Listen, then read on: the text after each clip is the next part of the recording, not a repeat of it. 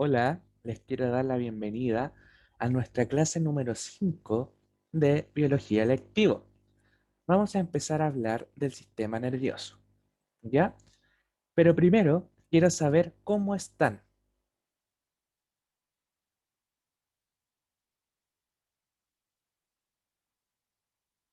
Bueno, espero hayan tenido unas hermosas vacaciones, ¿cierto? Que hayan podido descansar y como ustedes sabrán, desde ayer las clases van a empezar a ser así. Van a estar en vivo, pero yo no voy a estar como en vivo, sino que va a ser un video que va a estar en vivo y les vamos a llamar clases asincrónicas. ¿Por qué? Porque ustedes no van a estar directamente conmigo. Yo voy a leer después los comentarios, ¿cierto? Sus saludos, todo, y voy a ver si hay muchas dudas o algo, y de ahí yo veo si planificamos, ¿cierto? Una clase sincrónica, es decir, yo estoy, ¿cierto? Con ustedes directamente para poder resolver sus dudas, pero tendrá que ser en otro horario que no sea el del PREU y que tampoco tope con otros ramos del PREU. ¿Por qué? Bueno, yo les explicaba ayer que yo tengo práctica este semestre, tengo nuevos ramos, nuevos proyectos, nuevas cosas académicas, que he seleccionado para algo académico en la universidad, que es importante para mi crecimiento, ¿cierto? Entonces, mi única idea es hacer estos videos y después ver si hay muchas dudas, es realizar una sesión como de consultas, más que nada, pero no una clase como tal, para que ustedes sepan. Entonces, comencemos. Los objetivos de hoy son descubrir la función de las células gliales, conocer la anatomía y función de la neurona, conocer la organización general del sistema nervioso, comprender las funciones de las estructuras que forman parte del sistema nervioso central, comprender las funciones del sistema nervioso periférico, es decir, el somático y autónomo. Pero antes de empezar, voy a volver a nuestro inicio, porque debemos hacernos la pregunta de qué es el sistema nervioso, ¿ya? O de qué está formado más que nada. Porque sabemos, ¿cierto?, que nosotros recibimos ciertos estímulos, ya sea estímulos externos o internos, ¿cierto? Esto va a tener una transmisión, ¿cierto? Que puede ser a través del sistema nervioso central, ya voy a tener una integración donde voy a organizar toda esta información y la voy a interpretar y la acción que yo voy a interpretar, ¿cierto? Que puede ser el arco reflejo, por ejemplo, ¿cierto?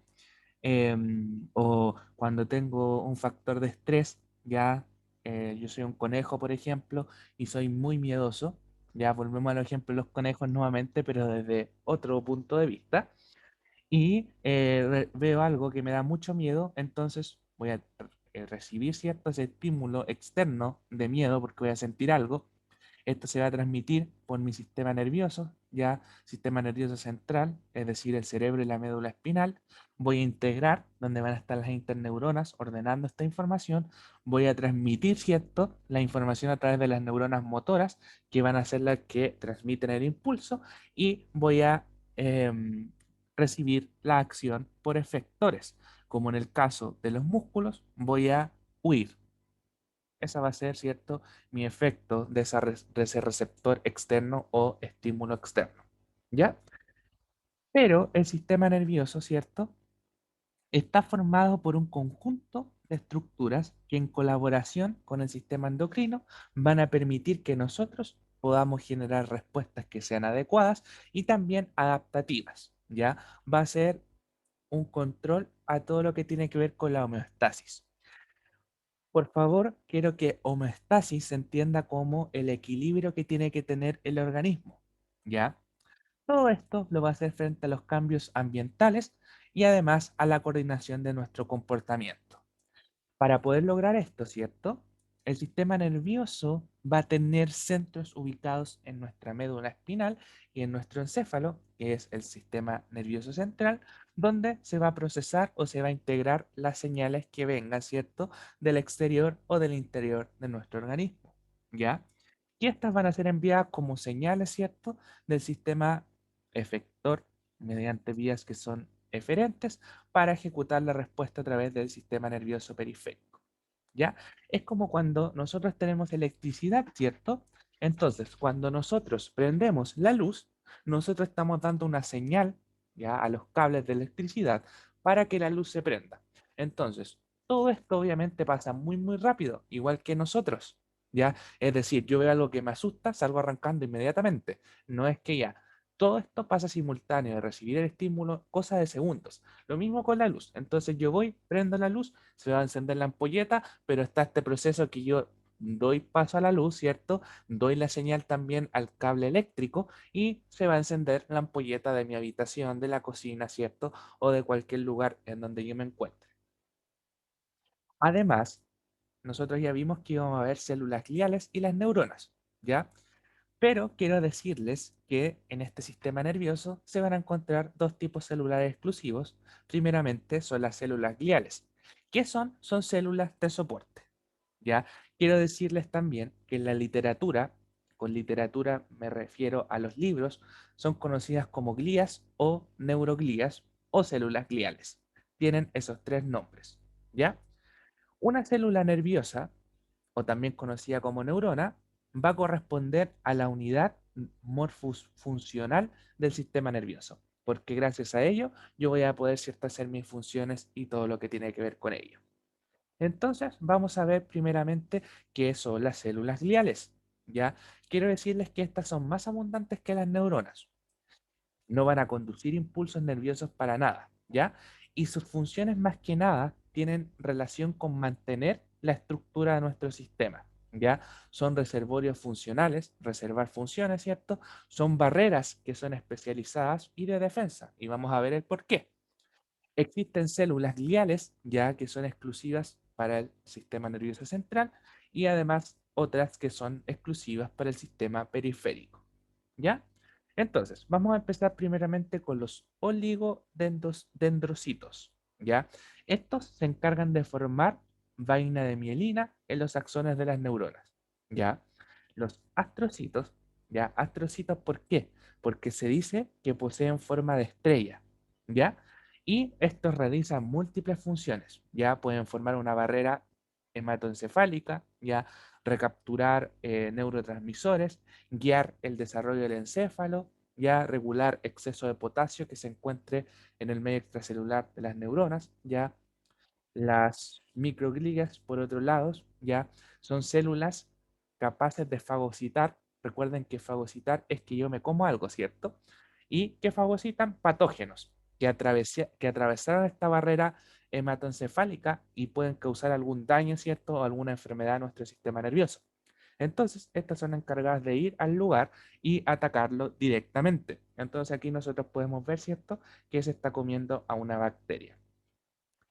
Otro tipo son las células ependimales, ¿ya? Son las que revisten capacidades internas del cerebro y además el conducto de la médula espinal, ¿ya? Por otro lado, tenemos neuroglías para el sistema periférico, ¿ya? Aquí no sale la imagen, pero una de ellas son las células satélites, que están ubicadas en los ganglios periféricos y van a permitir otorgar cierto soporte y nutrición de los somas neuronales que están ubicados en ese lugar. Y por otro lado tenemos las células de Schwann, ¿ya? Que van a permitir la formación de una vaina de mielina en los axones, pero ahora esto va a ser en el sistema nervioso periférico. Además, guían la regeneración de los axones después de haber sufrido algún tipo de daño mecánico, ¿ya? Eso es súper importante. Entonces aquí yo les voy a dejar esta fotito, ¿cierto? Ustedes pueden leerla después o imprimirla, lo que ustedes quieran, con una información más concisa, ¿cierto? De todo lo que hace cada cosa, porque ya lo mencionamos. Por otro lado, tenemos a las neuronas. Quiero decirles que las neuronas obviamente son células también y es la unidad estructural y funcional del sistema nervioso, ¿ya? Es importante decir que en la mayoría de las neuronas nosotros podemos identificar regiones como el soma, las dendritas, el axón, ¿ya? Las neurosas, iba a decir, las neuronas, ¿ya? Quiero decirles que son capaces de generar y además transmitir potenciales de acción, que es lo que nosotros vamos a ver en la próxima clase, es decir, la próxima semana, ¿ya? Estos potenciales de acción van a generar una respuesta y además van a poder permitir que el sistema nervioso funcione regularmente, ¿ya? Además, las neuronas pueden establecer ciertas redes neuronales, ya como redes podemos acordarnos del Internet, ¿cierto? En coordinación con las células gliales para permitir ciertas funciones específicas dentro de nosotros mismos, ¿ya?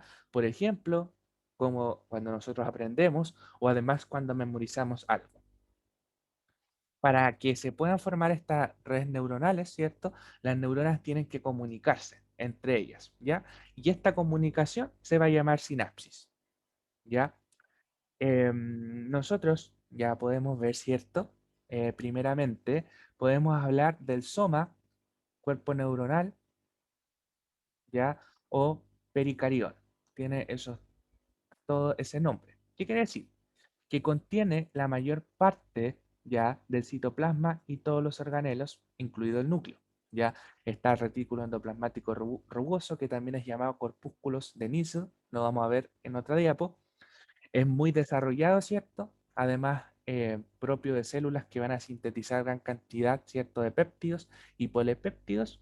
Y además los cuerpos neuronales, perdón, van a formar centros nerviosos o núcleos grises en el sistema nervioso central, ¿cierto? Y ganglios en el sistema nervioso periférico. ¿Ya? Entonces, todo lo que tiene que ver con el soma, ¿cierto? Cuerpo neuronal, ya, etcétera, etcétera. Por otro lado, las dendritas, ya las dendritas, son las que generalmente, son muchas, y son proyecciones del soma más que nada.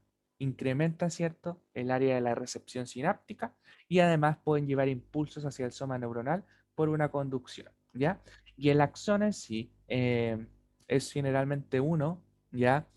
em, es más grande que las dendritas y muchas veces está rodeado por lo que ya dijimos, la vaina de mielina. Ya la función principal es conducir los impulsos desde el soma hasta el terminal sináptico, ¿cierto? Y la porción que une el soma neuronal con el axón se denomina cono axonal. Eso es muy importante. La zona del terminal axonal se denomina en general como telodendrón. Y el axón, con sus envolturas asociadas, se conoce como una fibra nerviosa. ¿Ya? Entonces, aquí vamos a hablar, por ejemplo, del corpúsculo de Nissl. Corresponde al retículo endoplasmático rugoso, como lo dijimos, el encargado de la síntesis de proteínas, ¿cierto? Y además está especializado en la síntesis de los neurotransmisores. Lo otro ya lo dijimos, y los botones sinápticos es la parte final del axón, ¿ya? Donde se va a almacenar los neurotransmisores. Nosotros podemos clasificar las neuronas según su función, ¿cierto? Y sus prolongaciones, ¿ya? Si nosotros vemos desde el punto de vista, ¿cierto? Funcional, ¿ya? Tenemos células sensitivas que tiene que ver con que yo siento, ¿cierto? Las cosas.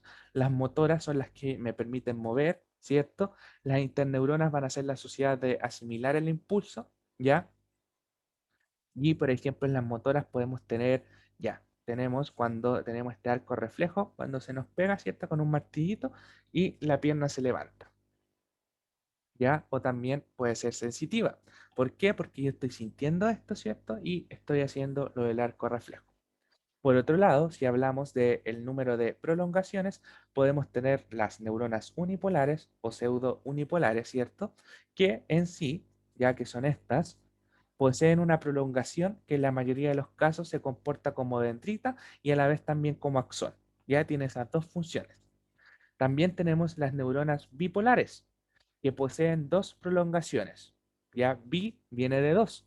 Entonces, tiene una dendrita y tiene un axón que van a emerger de lugares diferentes del soma neuronal, ¿ya?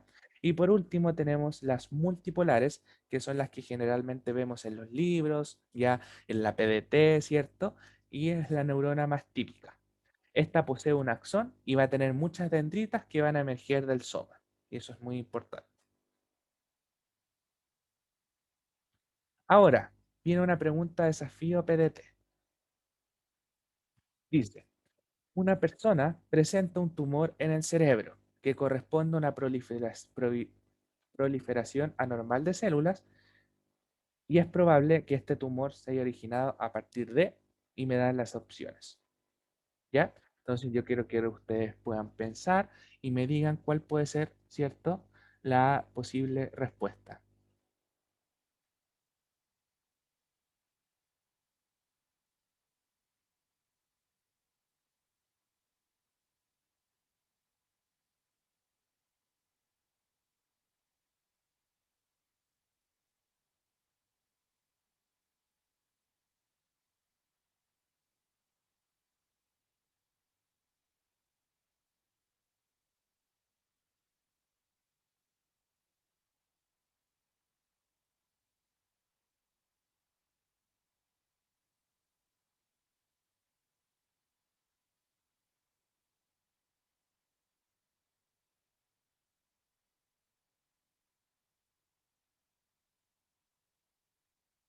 Bueno, la respuesta correcta es la E, ¿ya?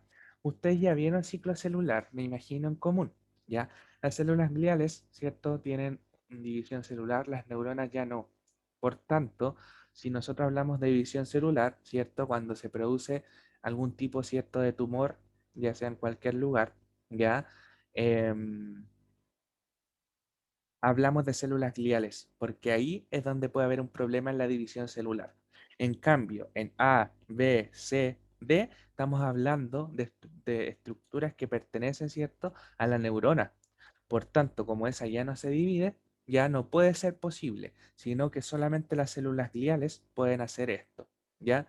No sé si les pasa a ustedes, pero yo cuando hablo de estos temas me acuerdo de Grey's Anatomy, ¿ya? Y bueno, no quiero dar spoiler, pero me acuerdo más de Amelia que de Derek, porque yo la encuentro una máster, una seca. No sé si ustedes. Déjenme ahí sus comentarios, ¿cierto? En YouTube para después yo leerlos. Bueno, es importante hablar de la regulación y la coordinación del organismo, ¿ya? Se realiza mediante el sistema nervioso, puede ser utilizando impulsos nerviosos, también por el sistema endocrino, pero esta vez se utilizan hormonas. Además, esta regulación y coordinación me permite elaborar respuestas ante cambios que sean del medio interno y donde yo tengo que mantener la homeostasis, es decir, el equilibrio en mi organismo, o del medio externo que constituyen al comportamiento ya, y en comportamiento se entiende, ¿cierto? Como, por ejemplo, quizás el estrés, el miedo a algo, etcétera, etcétera, etcétera. ¿Ya? Sigamos entonces. Bueno, aquí están un cuadro resumen de qué pasa en cada cosa, ¿cierto? Ya mecanismo por el que actúa, medio por el que actúa, rapidez de acción, ya persistencia del efecto, localización de la acción y las funciones por las que actúa. Entonces ahora yo les traigo otro desafío PDT, una vez leyendo eso, ¿cierto? Y dice, los principales responsables de mantener la homeostasis son el sistema nervioso y el sistema endocrino. En relación con estos, ¿es correcto que? Les doy un minutito para que ustedes puedan resolver, ¿cierto?, esa pregunta.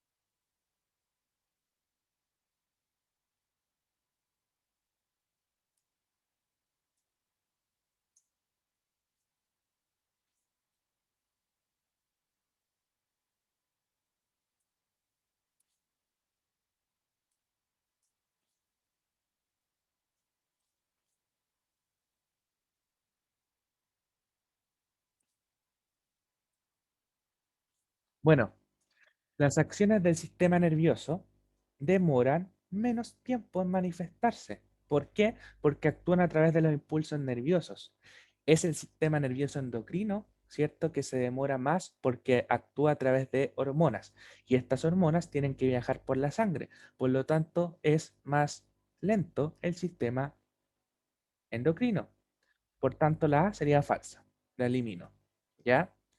La B, ¿qué nos dice la B? Las acciones del sistema endocrino son más difíciles de revertir. Es correcta, porque si nosotros hablamos de acciones del sistema endocrino, ¿ya? El efecto de las hormonas va a operar al interior de las células blanco, ¿ya? Por lo tanto, puede modificar su funcionamiento de forma más duradera, ¿ya? Em, entonces, eso va a ser mucho más difícil de revertir. Y esa es la correcta. Dice, la C, ambos operan a través de la liberación de neurotransmisores. ¿Ya? Es incorrecta porque el sistema nervioso es el que actúa a través de neurotransmisores, porque el sistema endocrino es a través de hormonas. ¿Ya? Quiero decirles que las acciones de ambos sistemas, ¿cierto? Van a lograr modificar variables en nuestro organismo, ¿cierto? Importantes para la sobrevivencia, para regular ciertas cosas, ¿cierto? Porque intervienen en la regulación de la homeostasis, es decir, del equilibrio de nuestro organismo, por lo tanto son complementarios, ¿ya? Entonces, si nosotros hablamos de que uno de ellos puede reemplazar al otro o que sus funciones sean superpuestas, ¿ya? Es imposible. Por lo tanto, D y E ya es incorrecta y son falsas, porque no puede suceder esto, sino que hay algo complementario, ¿cierto?, entre el sistema nervioso y el sistema endocrino. Veamos ahora.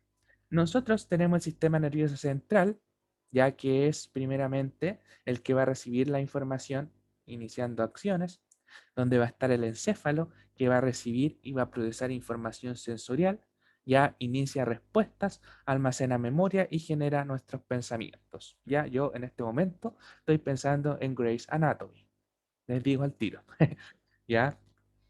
Así que hoy llámenme doctor. La médula espinal conduce señales del encéfalo y además controla las actividades de reflejo, ¿ya? Por otro lado, el sistema nervioso periférico transmite señales en el sistema nervioso central y el resto del cuerpo, ¿ya? Las neuronas motoras van a llevar señales del sistema nervioso central que controlan las actividades, de músculos y glándulas. Y las neuronas sensoriales van a llevar señales de los órganos sensoriales al sistema nervioso central. El sistema nervioso somático va a controlar movimientos voluntarios activando músculos esqueléticos y el sistema nervioso autónomo va a controlar respuestas involuntarias, va a influir en los órganos, en las glándulas y en el músculo liso. El sistema nervioso autónomo, tiene el sistema nervioso simpático y el parasimpático.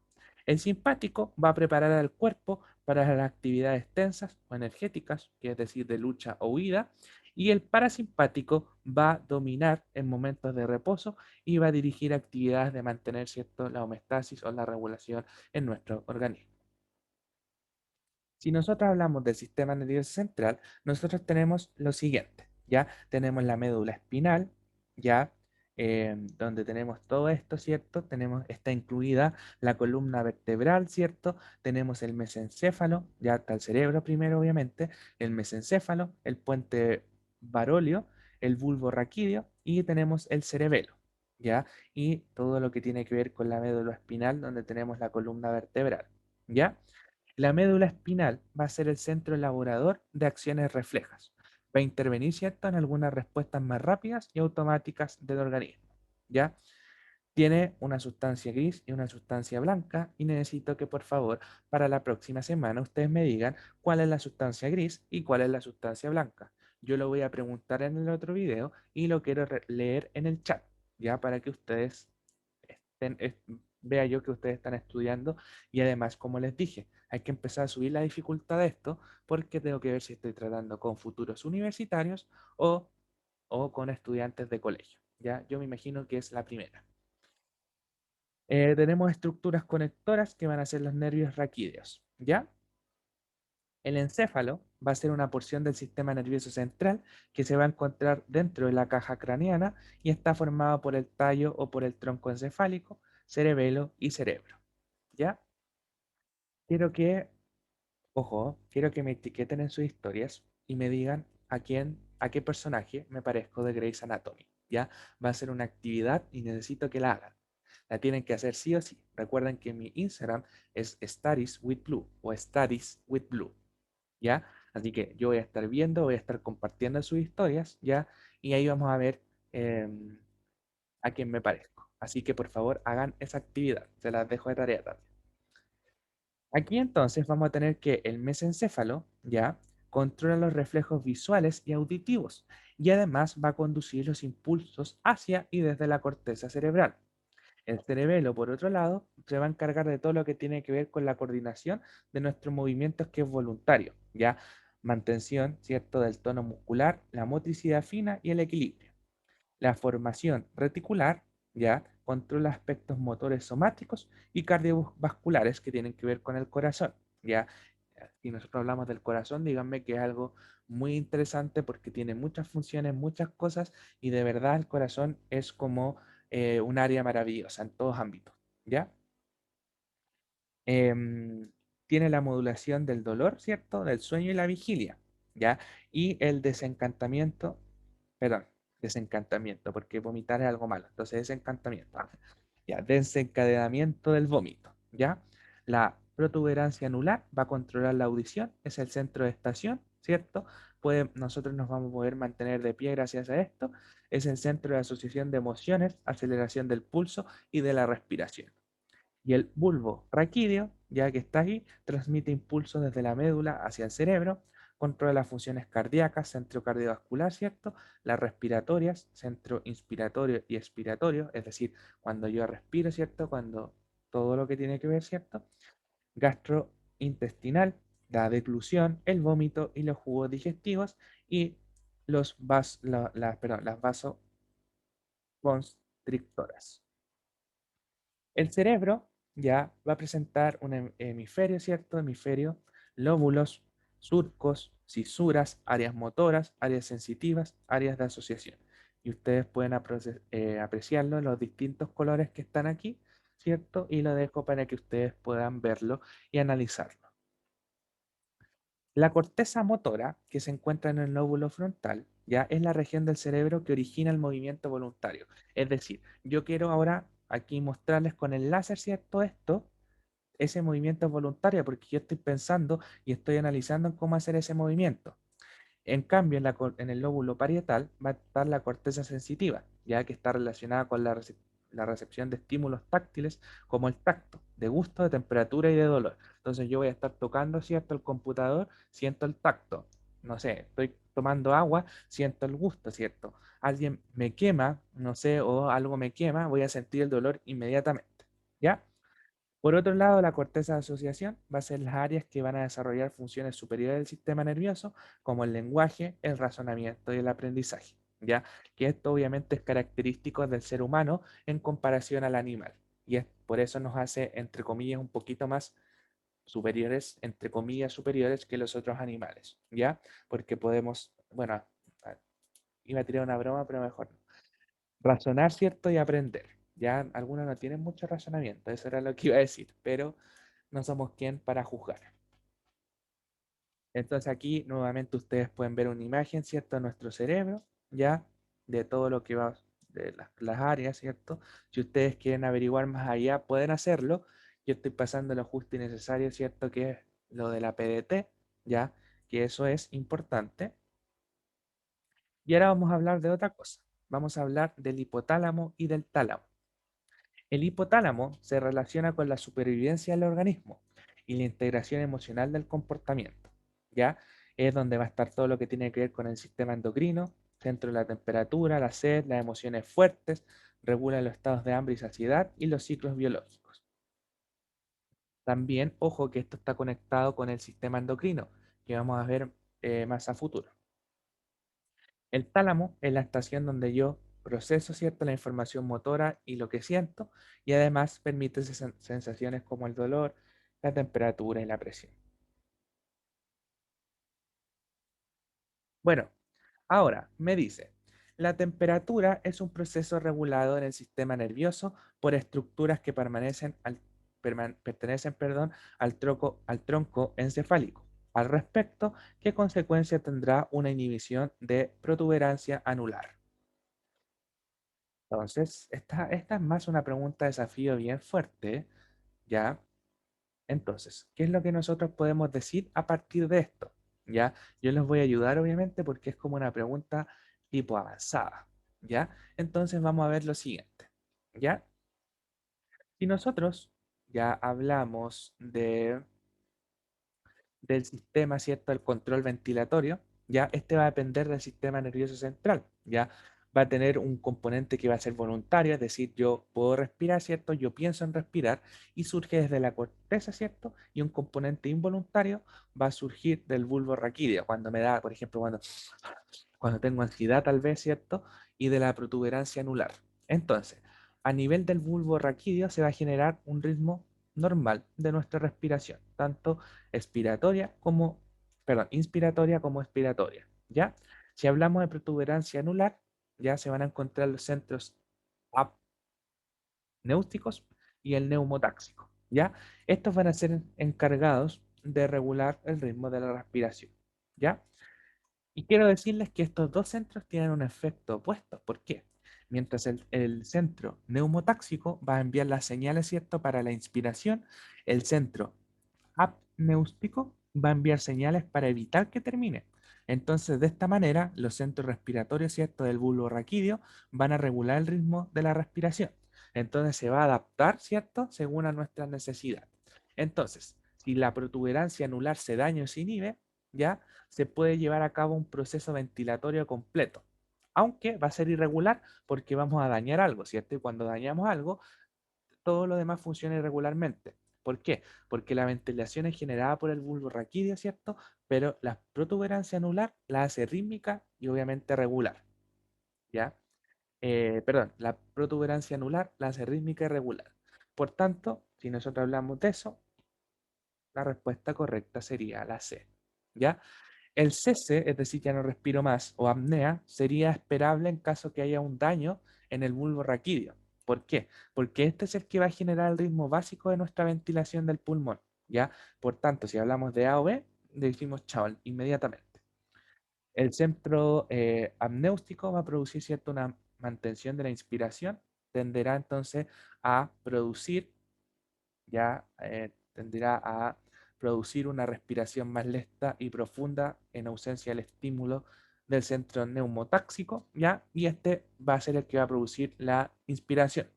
Entonces, si yo inhibo ambos centros, no se va a esperar una alteración de la respiración, porque el ritmo y la profundidad va a estar dado por los centros respiratorios del bulbo raquídeo. Entonces, la D la elimino inmediatamente. Y si hablamos de la E, ya la E es incorrecta, por donde la vea. ¿Por qué? Porque en ausencia de la protuberancia anular, el ritmo ventilatorio va a ser establecido, ¿cierto?, por los centros inspiratorio y el expiratorio del bulbo raquídeo, sin que haya, ¿cierto?, un aumento de nuestra frecuencia ventilatoria. Entonces, ahora vamos a pasar a otro tema importante, ¿cierto?, que es esto, la estructura del sistema nervioso periférico, ¿ya? Está formada ya por un conjunto de fibras nerviosas o nervios que se van a encargar de conectar al sistema nervioso central con los receptores. Los receptores son parte del sistema nervioso somático y los efectores son del sistema nervioso autónomo, obviamente en los diferentes órganos corporales. ¿Ya? Están formados por nervios. Tenemos los nervios craneales que salen del encéfalo, que son 12 pares, son los nervios raquídeos, salen de los agujeros de conjunción que se forman a partir de la posición de las vértebras y son 31 pares. Los ganglios son estructuras asociadas que van a corresponder, ¿cierto? Al conjunto de somas neuronales que van a ser periféricos. ¿Ya? ¿Cómo los clasificamos? De la siguiente manera. Yo se los dejo a ustedes para que lean esto, porque esto no es nada más que estudiar la información, ¿ya? Y es importante, ya que empiecen también a hacer un estudio autónomo de todo lo que nosotros vemos en clases, ¿ya? Y como última información y foto, tenemos perdón, tenemos la diferencia del sistema parasimpático y del sistema simpático. Entonces ustedes pueden ver qué es lo que pasa en cada sistema, ¿cierto? Y pueden analizarlo porque en el sistema parasimpático voy a contraer la pupila, estimulación de la saliva, reducir el latido cardíaco, ¿cierto? Etcétera, etcétera, etcétera. ¿Ya? Acá, en este lado, va a ser como todo lo contrario. ¿Ya? Si no, siempre acuérdense de esta regla. Cuando ustedes tienen dos cosas, ¿cierto? Que aprenderse, si no es una, es la otra. Entonces, yo me aprendo que en el sistema parasimpático se contrae la pupila. y en la PDT me dicen, ¿y qué pasa en el sistema simpático? Ya, yo digo, se contrae la pupila en el parasimpático, entonces en el otro es lo contrario. Por lo tanto, se va a dilatar la pupila. ¿Ya? Entonces, espero haya quedado claro, ¿cierto? Yo voy a ver los comentarios ya que queden en YouTube para ver si puedo resolver algunas dudas, consultas, ¿cierto? Y siempre están disponibles, ¿cierto? Los grupos de Telegram, ¿ya? Y el chat de YouTube. Y además para los que pertenecían a Zoom, el chat de Zoom, ¿cierto? Que es de biología electiva. Así que espero que estén muy bien. Nos vamos a ver en la otra clase, ¿cierto? Virtualmente. Y vamos a ver qué es lo que acontece hasta final de año. Así que estén muy, muy bien. Yo los dejo. Por favor, estudien, vean el video de nuevo, ¿cierto? Y hagan todo lo que sea posible, ¿cierto? Para poder estudiar e ir avanzando. Yo me comprometo, ¿cierto? A subir la guía este fin de semana, corrigiendo los errores. Y, y eso. Así que, chaito, nos vemos próximamente.